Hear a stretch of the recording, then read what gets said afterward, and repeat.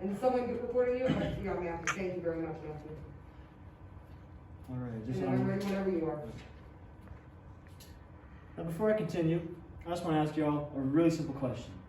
Have you ever wondered why your body does what it does, or why you hurt for any particular reason? Why your shoulder hurts from throwing a baseball, or why your legs are too tired from leg day? Those questions, along with many others, can be answered by taking a simple yet very beneficial introductory level human anatomy course offered by your local college right here at MSUB. And you might be thinking, why would I need to take a class like that? It's not part of my major. It's not even in my best interest. Well, it could be in your best interest to take this human anatomy course because one, it'll benefit you by knowing how your body works. Two, it'll benefit you by knowing this knowledge and you can use it in everyday life, as well as offering study habits that can not only be used in that class, but also used across other classes you might encounter. Now let's dive into first asking, what is human anatomy? And as Yvette Brazier from Medical News Daily quotes it as, it is the study of the structures of the internal human body. Now, while this is a very simple definition, there is much more underlying this definition. For example, there are two main categories of human anatomy. There is macroscopy and microscopy. Macroscopy simply is the study of stuff that you can see with your naked eye. Easy. Microscopy, on the other hand, requires a microscope, hence micro in the name. Much smaller stuff.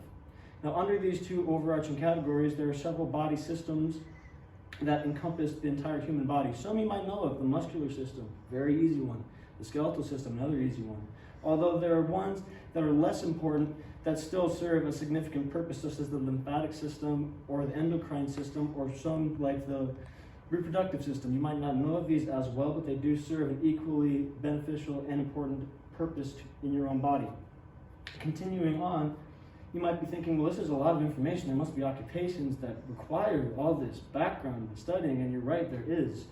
Some of the more extensive, long-winded, and I guess occupations that require the most studying and human anatomy background are physicians as well as surgeons. Now, while these do require the most human anatomy background, they do pay the most.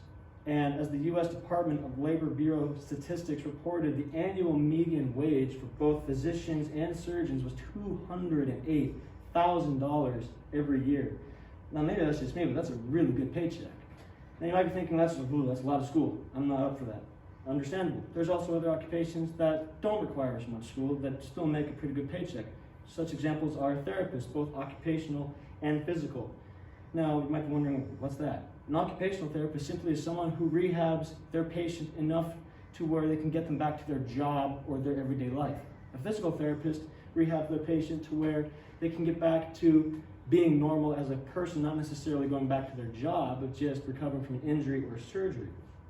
Now, while this is a lot of studying and a lot of background and a lot of school, you might be thinking, well, ooh, that's a lot to manage. Well, what if I told you there's study habits that can help? Some of those study habits can be applied not only to human anatomy, but also to any class you encounter throughout college. Now, the first one, and it's a very easy one, is studying the root words. Human anatomy is composed of almost all root words, and these are essential for understanding the class, but is not only centralized to human anatomy for understanding root words, as other classes such as language classes or any sort of foreign language require you to study root words to understand the language. In human anatomy, you have to understand the root words to study the language the class offers.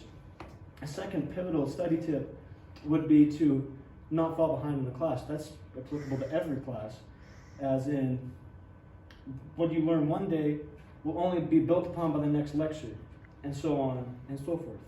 So if you do attend class and you do keep up with the lectures, you will avoid the risk of falling behind and thus not being equivalent to the rest of the class because you will be behind.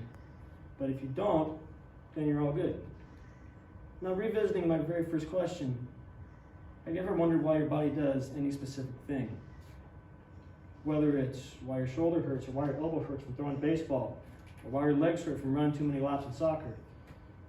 Whatever the case might be, human anatomy will not only teach you the benefits of understanding your own body and realizing why your body does what it does, but also teaching you, oh, my elbow hurts for this reason, or my legs hurt for this reason.